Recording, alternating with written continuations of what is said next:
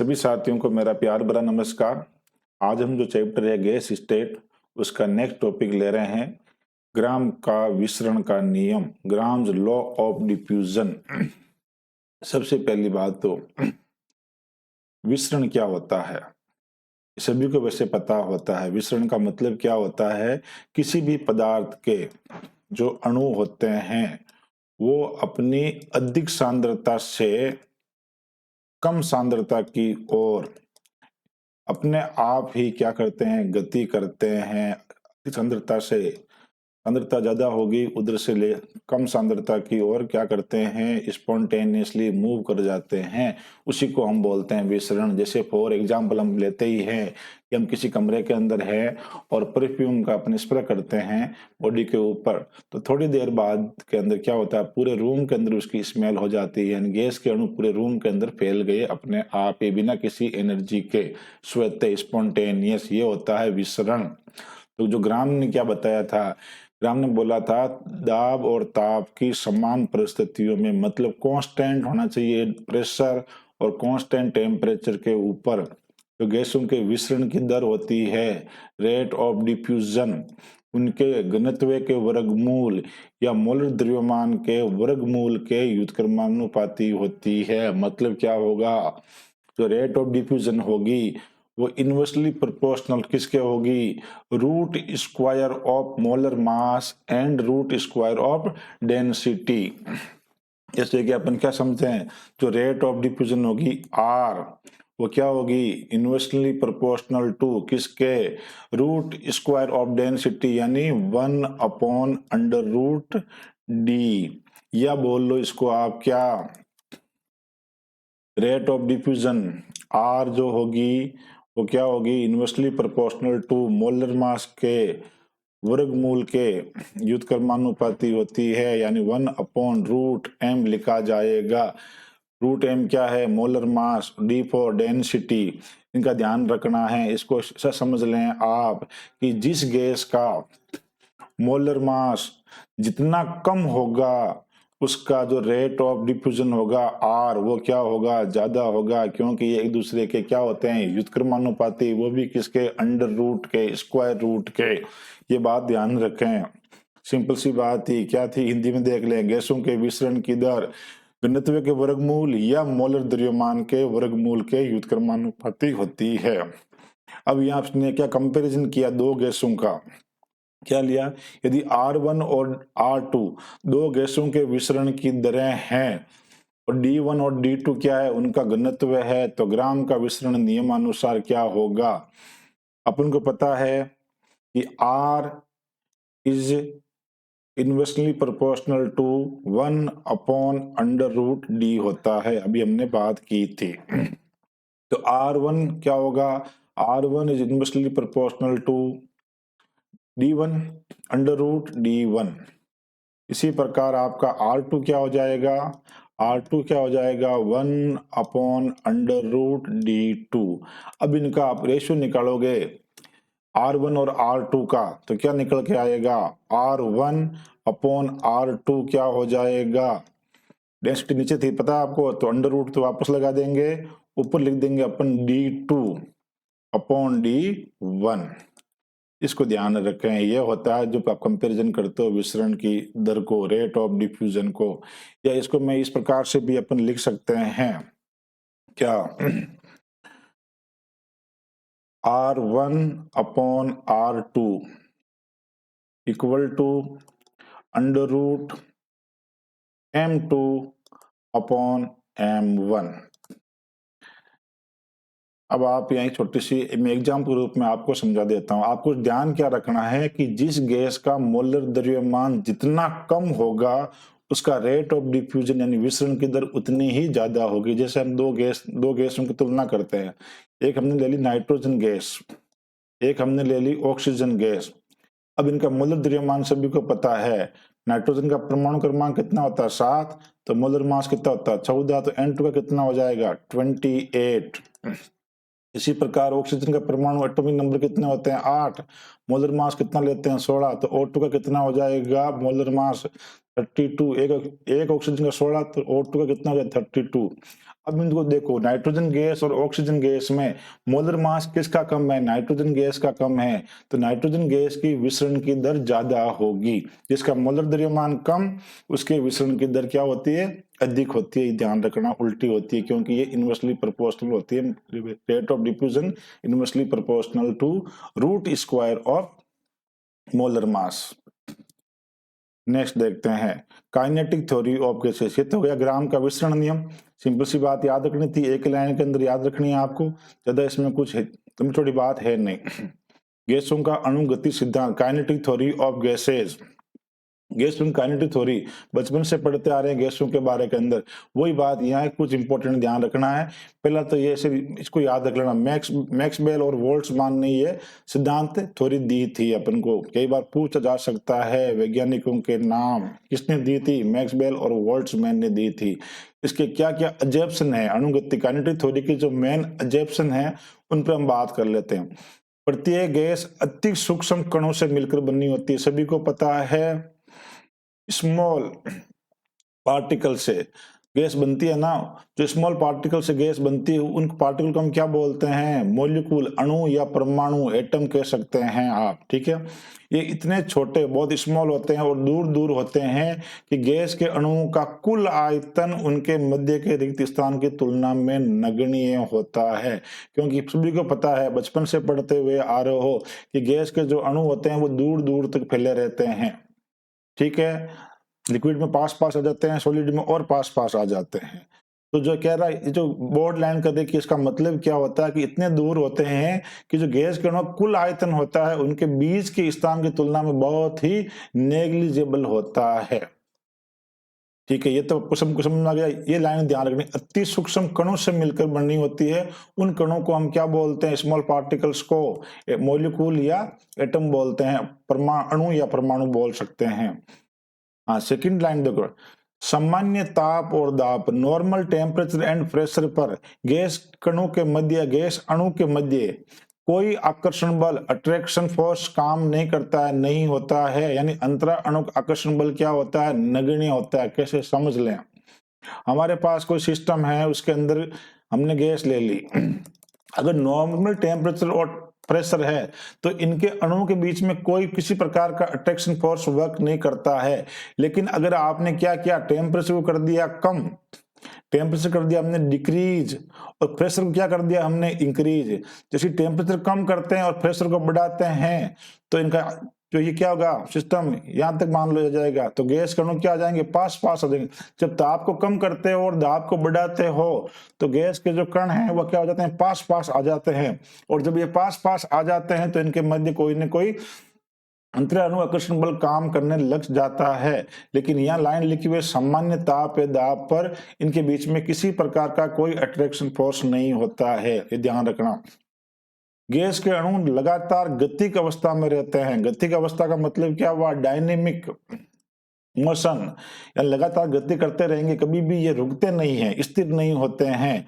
और ये गैस के अणु सदैव तीव्र गति से फास्टर मूव होते हैं, ये हर संभव दिशा में अनियमित यानी रैंडम मोशन करते रहते हैं। ये ध्यान रखें, रैंडम का मतलब क्या हुआ कि जो गैस के अणु है वो किसी भी दिशा में जा सकते हैं, इनका कोई फिक्स नहीं होता है, किसी भी दिशा के अंदर ये मूव हो सकते हैं। लेकिन छोटी सी बात है, ध्यान रखना कि गैस के अणु जो मूव होते हैं तो हमेशा स्ट्रेट लाइन में होते हैं, लेकिन किसी भी दिशा में जा सकते हैं, उसी को हम बोलते हैं रैंडम मोशन बोलते हैं।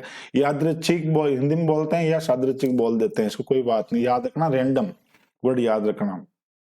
नेक्स्ट अजम्पशन क्या कहता है कि गैस के अणुओं के मध्य जो टकरें होती है, कोलिजन, वो पूर्णतः प्रत्यास्थ होती है। बहुत ही इंपॉर्टेंट लाइन है, परफेक्टली इलास्टिक होती है। यानी परफेक्टली इलास्टिक का मतलब क्या होगा कि अणु जो आपस में टकराते हैं तो उनकी ऊर्जा में कोई लॉस नहीं होता, ऊर्जा में कोई हानि नहीं होती, ऊर्जा समान रहती है।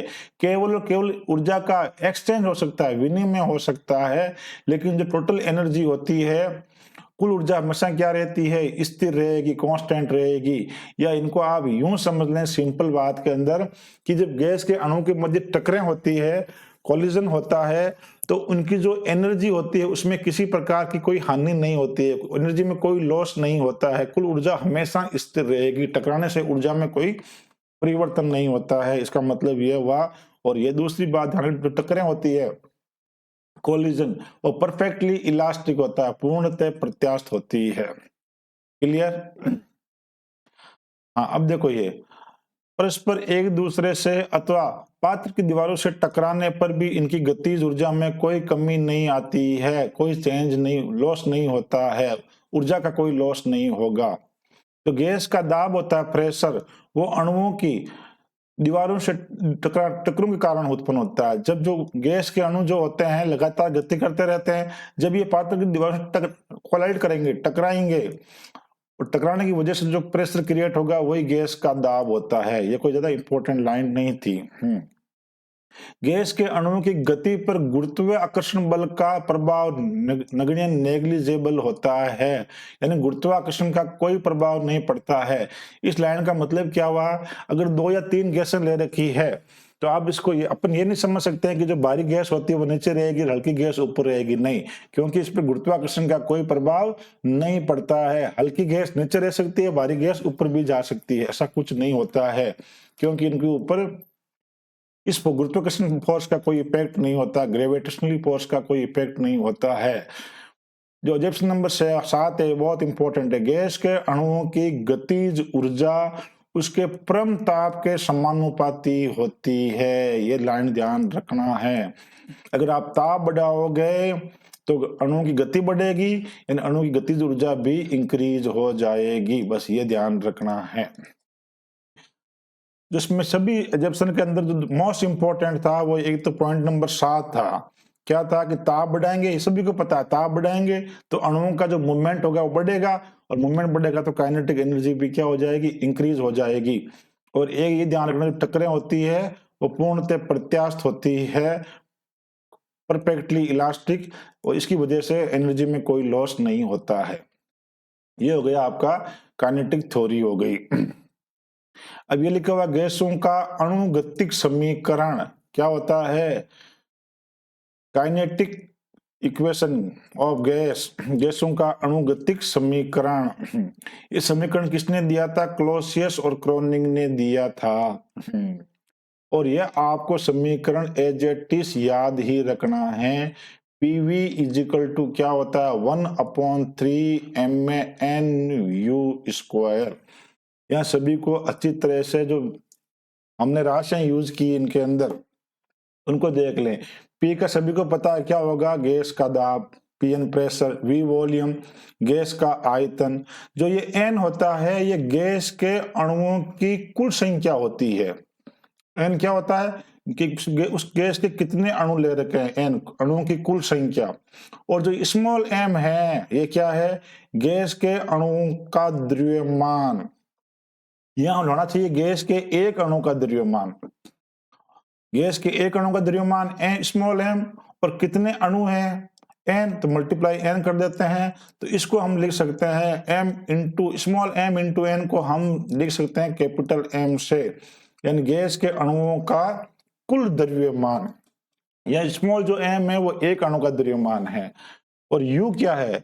गैस के अणुओं का वर्ग माध्य मूल वेग, root mean square velocity RMS।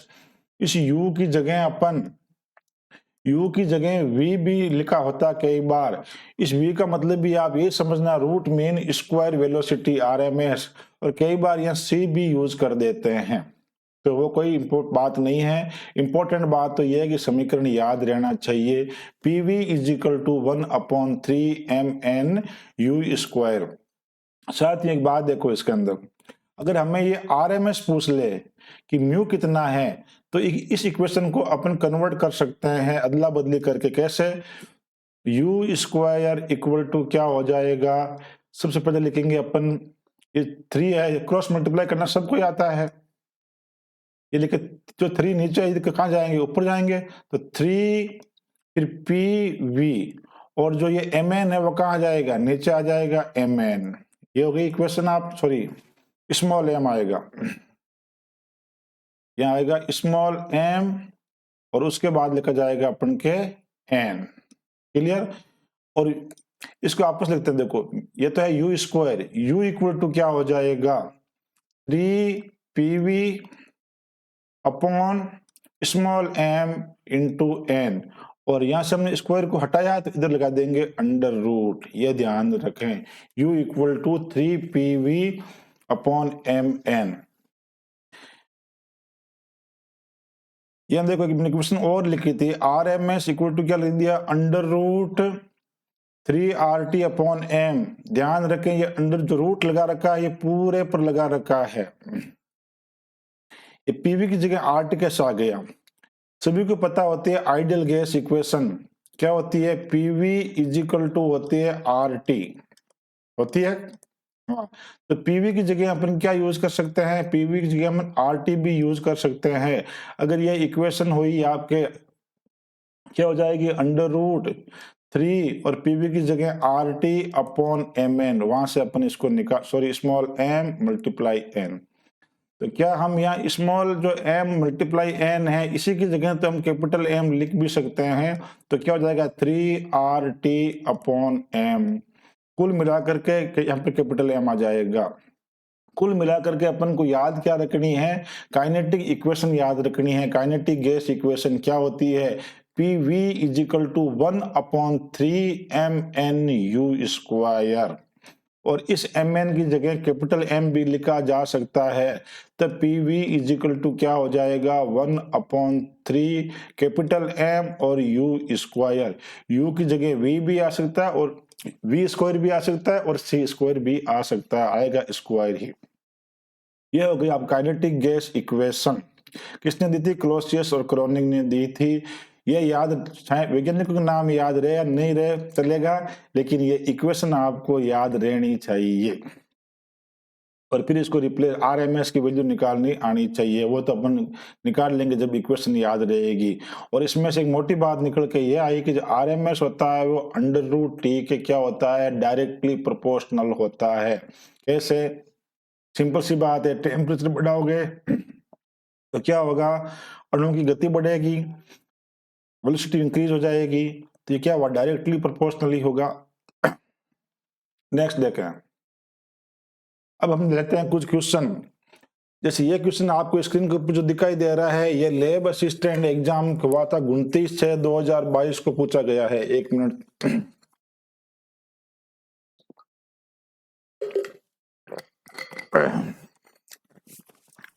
हाँ क्वेश्चन क्या था, which of the following gases has the highest rate of diffusion. यानी इसने क्या पूछ लिया, विसरण की दर। चार गैसें दे रखी है और ये कह रहा है किसके अंदर विसरण की दर सबसे ज्यादा होगी। तो अपन को पता ही होता है विसरण की दर होती क्या है, अभी देख के आए, रूट R इनवर्सली प्रोपोर्शनल किसके होती है, square root of molar mass के होती है। अब हम देख के आए थे क्या पढ़ा के अंदर कि जिस गैस का मोलर मास जितना कम होगा उसकी रेट ऑफ डिफ्यूजन उतनी क्या होगी, ज्यादा होगी, क्योंकि ये व्युत्क्रमानुपाती होती है किसके, मोलर मास के अंडर रूट के। ठीक है, तो यहाँ पर हमारे को सभी गैसों का मोलर मास आना चाहिए। क्या देगा, पहले ऑक्सीजन का निकाल लेते हैं मोलर मास कितना है। तो ऑक्सीजन का परमाणु क्रमांक कितना होता है 8, मोलर मास 16, O2 कितना हो जाएगा 32। नाइट्रोजन कितना होगा, परमाणु क्रमांक 7, मोलर मास 14 होता है, लेकिन यहाँ N2 है तो कितना हो जाएगा 28। और ऑक्सीजन का, एक ऑक्सीजन का परमाणु है तो 16, 28 और 16 कितना हो जाएंगे आपके 44। CO2 का कार्बन परमाणु क्रमांक होता है 6, मोलर मास 12, एक कार्बन है तो 12 ही रहेगा, लेकिन ऑक्सीजन का होता है 16, दो ऑक्सीजन है, कितना हो जाएगा 32। ये तो आपको निकालना ही आता होगा, कितना हो जाएगा 44। अब NH3 का देखो, नाइट्रोजन का मोलर मास 14, हाइड्रोजन परमाणु क्रमांक भी एक हो लेते हैं अपन, मोलर मास भी कितना लेते हैं, एक ही लेते हैं, सभी को पता है। 3 हाइड्रोजन कितना हो गया 3, तो कितना हो गया 17। तो इसमें देखो चार गैसों में से सबसे कम मोलर मास किसका है, NH3 का, और जिसका मोलर मास सबसे कम होता है उसी की रेट ऑफ डिफ्यूजन क्या होगी, हाईएस्ट होगी। तो विसरण की दर हाईएस्ट तो किसमें होगी, NH3 के अंदर होगी साथियों। बिल्कुल आसान सा क्वेश्चन था, लैब असिस्टेंट के अंदर पूछा था।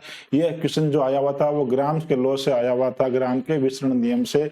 उसने एक ही बात को तुम्हें याद रखना है कि गैसों के विसरण की दर जो होगी मोलर मास के अंडर रूट के व्युत्क्रमानुपाती होगी, यानी are directly proportional to 1/√m।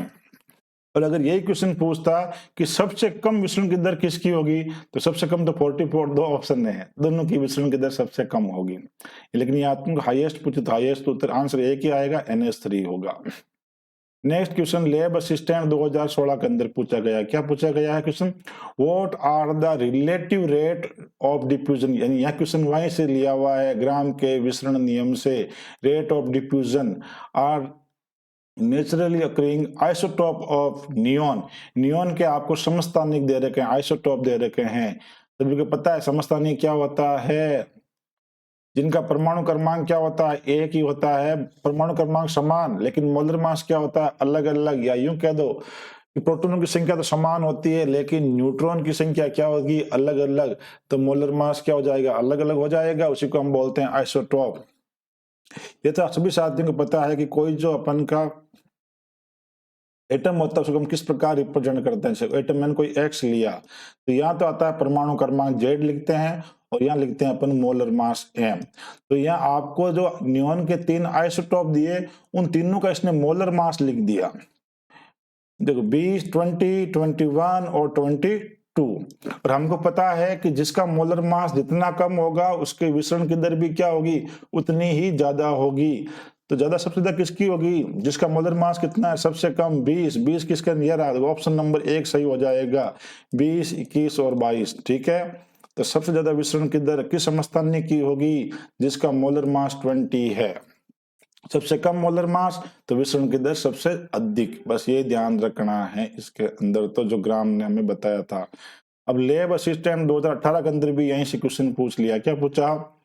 Which is not correct statement in terms of kinetic theory of gases. अभी हमने गैसों के अणुगतिक सिद्धांत पढ़ के आए। गैसों की गतिज ऊर्जा सिद्धांत को हम ही गतिज ऊर्जा सिद्धांत को ही बोलते हैं अणुगतिक सिद्धांत, लेकिन इंग्लिश में तो कोई प्रभाव नहीं पड़ रहा, काइनेटिक थ्योरी ही बोलते हैं। के संदर्भ में इनमें से कौन सा कथन सत्य नहीं है, सही नहीं है, ये ध्यान रखें, सही है या सही नहीं है। ये जल्दबाजी में अपन के बस को सही है पढ़ लेते हैं, नहीं। सही तो इसमें 3 होंगे, सही नहीं होगा तो क्या कितना होगा, एक स्टेटमेंट ही नहीं होगा ना। ठीक है, पहला स्टेटमेंट क्या बोलता है कि गैस सूक्ष्म कणों से मिलकर बनी होती है, बिल्कुल बनी होती है, जिन्हें हम अणु या परमाणु कहते हैं। स्मॉल पार्टिकल्स कॉल्ड मॉलिक्यूल और एटम। अणुओं की गति क्या होती है, सादृच्छिक यानी रैंडम होती है, बिल्कुल होती है, हम पढ़ के आए। तो ये स्टेटमेंट भी क्या है, अपन का पहला स्टेटमेंट करेक्ट है, दूसरा स्टेटमेंट भी क्या है, करेक्ट है। अभी तक तो अपन को देखना नॉट करेक्ट। अणु के मध्य टक्कर होने पर ऊर्जा की हानि होती है, नहीं भाई, हम पढ़ के आए हैं कि टक्करें होती है पूर्णतः प्रत्यास्थ होती है, कंपोलाइड और परफेक्टली इलास्टिक। तो इसका मतलब यह होता है कि ऊर्जा में कोई हानि नहीं होती है, नो लॉस ऑफ एनर्जी। तो ये स्टेटमेंट सही नहीं दिया हुआ, तो ये आपका इनकरेक्ट स्टेटमेंट है और यही आपका आंसर हो जाएगा। तो इस क्वेश्चन का जो सही आंसर होने वाला है वो तो है ऑप्शन नंबर सी। क्यों होने वाला है, क्योंकि ये इनकरेक्ट स्टेटमेंट है। गैसों के अणुगतिक सिद्धांत के हिसाब से उसने बताया था कि टकराव होने से ऊर्जा में किसी प्रकार का कोई लॉस नहीं होता है, कुल ऊर्जा हमेशा स्थिर रहती है। तो स्टेटमेंट 4 है वो भी सही होने वाला ही है। गैसों को गर्म करने पर अणुओं की गति बढ़ जाती है, बिल्कुल बढ़ जाती है, हमने पढ़ के आए थे कि kinetic energy is directly proportional to temperature होती है। तो ये स्टेटमेंट भी एकदम करेक्ट है और हमें पूछा गया नॉट करेक्ट। क्वेश्चन पढ़ते वक्त सावधानी रखें, करेक्ट और नॉट करेक्ट, सही है सही नहीं है, ध्यान से पढ़ना चाहिए। हाँ, अभी ये हाल ही एग्जाम हुआ था आरपीसी के assistant professor chemistry 2025 paper second के अंदर ये क्वेश्चन आया था। क्या आया था, the kinetic gas equation is. बिल्कुल इतने बड़े एग्जाम के अंदर सिंपल सी आपको एक काइनेटिक गैस इक्वेशन ही पूछ ली है, गैस का अणुगतिक समीकरण। मैंने कहा था इसको तो आपको याद ही करना पड़ेगा। हमने क्या याद किया था कि P V is equal to होता है 1/3 स्मॉल m लिखा हमने, या स्मॉल n लिखा था, और यह हमने लिखा था u स्क्वायर लिखा था। अब ये देखो आप यहाँ पर u तो कहीं लिखा हुआ नहीं है, इसने c लिखा है। कोई बात नहीं, हम समझते हैं कि u की जगह v भी हो सकता है, c भी हो सकता है। पहले ऑप्शन में क्या दे रखा है, c का क्यूब। भाई ये तो सीधा ही गलत हो जाएगा, क्यूब तो नहीं, स्क्वायर होना चाहिए। यहाँ दे रखा है इसने 1/2, तो डायरेक्ट ही गलत हो जाएगा, क्योंकि होना चाहिए 1/3, तो ये भी इनकरेक्ट हुआ ऑप्शन। ऑप्शन नंबर 3 क्या कह रहा है, पीवी इज इक्वल टू 1/3। पाई कहां से आ गया, प्रासरण दाब, इसकी तो हमने कोई बात ही नहीं की थी, तो ये भी आपका रॉन्ग हो गया। ऑप्शन नंबर 4 करेक्ट हो गया आपका, PV is equal to 1/3 mnc square. बिल्कुल, जिसको याद हुआ समीकरण उसने डायरेक्ट इस क्वेश्चन को एकदम सही कर दिया होगा। लेकिन यहाँ आप ये ध्यान रखें कि यहाँ इसने कैपिटल एन यूज किया, कोई बात नहीं, एन का मतलब ही अणुओं की संख्या ही है। हमने small m multiply small n किया था, और यहाँ किया था u स्क्वायर, u की जगह इसने c लिखा और यहाँ कैपिटल n लिख दिया, कोई बात नहीं। लेकिन इन दोनों का जो गुणनफल होता है ना, स्मॉल m और स्मॉल n का, वो होता है कैपिटल M। ये याद, सॉरी कैपिटल M, ये याद रखना है आपको। तो ठीक है सर, बिल्कुल आसान सा क्वेश्चन था, हमने इसको कर लिया चुटकियों के अंदर सॉल्व, क्योंकि समीकरण हमको याद थी। हाँ, सेकंड ग्रेड एग्जाम 2016 के अंदर क्या पूछा, किसी गैस का वर्ग माध्य मूल वेग तब दुगुना होगा जब ताप को क्या करोगे आप। देखो भाई, अभी हम पढ़ के आए हैं RMS, क्या समीकरण पढ़ के आए हैं, देखो वापस दिखा देता हूं आपको। चलो भाई, कहाँ है, कहाँ रह गया समीकरण, ये रहा सा, RMS is equal to √3RT/m। तो मैंने क्या बताया था, जो RMS होता है वो डायरेक्टली प्रोपोर्शनल किसके होता है, स्क्वायर रूट ऑफ टेम्परेचर। गलती नहीं करना, टेम्परेचर की प्रोपोर्शनल मत कर देना, नहीं तो इक्वेशन फिर गलत हो जाएगा आपका। याद क्या रखना, स्क्वायर रूट को याद रखना है। यही तो याद रखने वाली बात होती है, तभी तो इक्वेशन पूछा गया है। क्या पूछा गया है, वर्ग माध्य मूल वेग, रूट मीन स्क्वायर वेलोसिटी, क्या RMS क्या होती है, डायरेक्टली प्रोपोर्शनल टू किसके, स्क्वायर रूट ऑफ टेम्परेचर। तो प्रोपोर्शनल होती है तो टेम्परेचर बढ़ेगा तब RMS भी क्या होगा, बढ़ेगा। ये क्या कर रहा है, दुगुना कर रहा है इसको। तो ये पहली बात तो शर्त यह है कि टेम्परेचर बढ़ना चाहिए। पहला ऑप्शन देखो क्या कर रखा है, रिड्यूस टू 1/4, कम तो करना ही नहीं है, हमें स्मार्टली सॉल्व करना है, स्मार्ट बनना है। रिड्यूस टू हाफ, ये तो ऑप्शन गलत हो गया। पीछे बचे आपके दो ऑप्शन। अब ये कह रहा है इंक्रीज 2 टाइम्स, यानी टेम्परेचर को डबल करना है, दुगुना कर दो। तो 2t करेंगे अपन और उसका रूट निकालेंगे, तो ये तो एक दुगुना होगा नहीं, तो ये ऑप्शन भी आपके सही नहीं होने वाला है। बढ़ाकर 4 गुना किया जाएगा, इंक्रीज 4 टाइम्स, हाँ तब हो जाएगा हमारा, क्योंकि जो 4t होगा तब क्या हो जाएगा, इसका 4 का अंडर रूट निकालोगे तो क्या हो जाएगा, 2 आएगा कि नहीं आएगा, तो RMS क्या हो जाएगा, डबल हो जाएगा। तो हमारा ऑप्शन नंबर 4 सही होने वाला है। सभी को पता है अंडर रूट 4 कितना होता है, 2 ही निकल के आएगा बाहर, तो एक दुगुना ही हुआ RMS। ठीक है, तो ये थे आज के क्वेश्चन। टॉपिक था आपका ग्राम्स लॉ और kinetic theory of gases. Thank you so much for watching video.